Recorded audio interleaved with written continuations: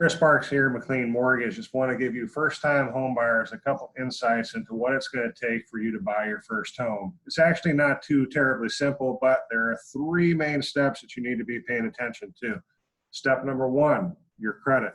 Your credit is a very important piece to the entire process, and the fact that you're going to need to establish credit is not a bad thing, but it's something that we need to be able to see. So we need to be able to manage, see that you know how to manage credit altogether. I'm going to share in this real quick infographic right here on how payment works or credit works, and it's important that you understand this because you can see that the little pie shape there in the top left-hand corner, how credit works. 35% is your payment history. If you're cutting off a card and you're shutting it off and you have a long time with that card, that's going to ruin your credit history. The amounts owed, keeping your balances low on these things. Now, here's a real important tip that you need to be aware of, that if you buy something with a credit card and then you wait 2 days and you go back to your house and you go ahead, log in online and pay it off, you need to make sure that you understand that until you wait for the credit companies to report your information to the Bureau, in other words, you wait for that bill to be generated, you're not getting the benefit of it, because they don't have anything to report. You've gone home, you've paid it off. According to them, there's nothing to report. They're not going to report it.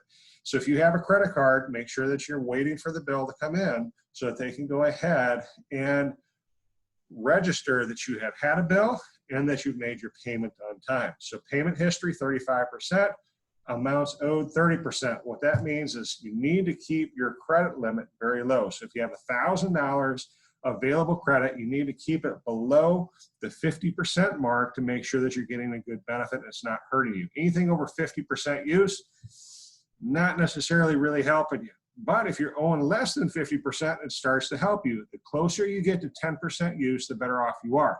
Now, if you have a credit card but you haven't used it forever, guess what happens? That credit starts to disappear. And all of a sudden you don't have any credit left and you're like, well, I have credit, but I just haven't used it. That's part of it. We have to show that you know how to manage it. So length of history is another one. How long have you had that credit card? If you've had it for 10 years, that's carrying the bulk of your credit. Now, if that 10 years has been rocky and you haven't always made your payments on time, then you need to make sure that you close that account and start putting a new one in to get a new voice and replace that bad voice. 10% new credit. Types of credit also play a factor into this. So that's step number one, is establishing your credit. Establishing your credit is very important.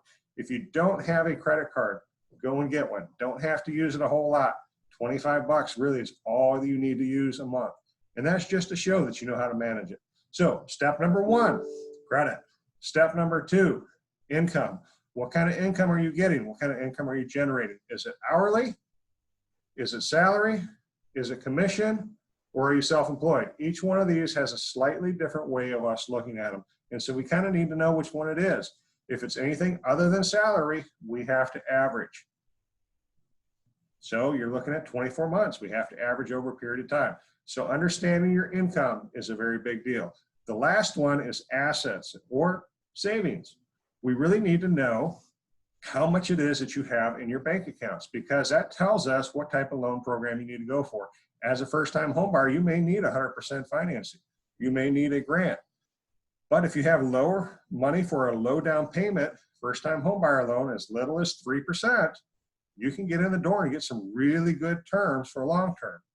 What does that mean to you? Well, in your best interest, you need to identify those three items: credit, income, and assets, because the assets determine what it is that you can do after you bought the home. We want to make sure that we're not taking everything out of you, squeezing every little bit of juice out of that thing, so that after closing, you have no ability to pay for the bills, pay for the lights, eat, get gas in your car to go to work. Those things are pretty important, and make sure that you can have that happen.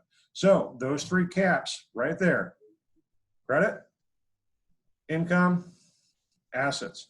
Those are the three main points for any first-time home buyer, and really they apply to just about every loan out there.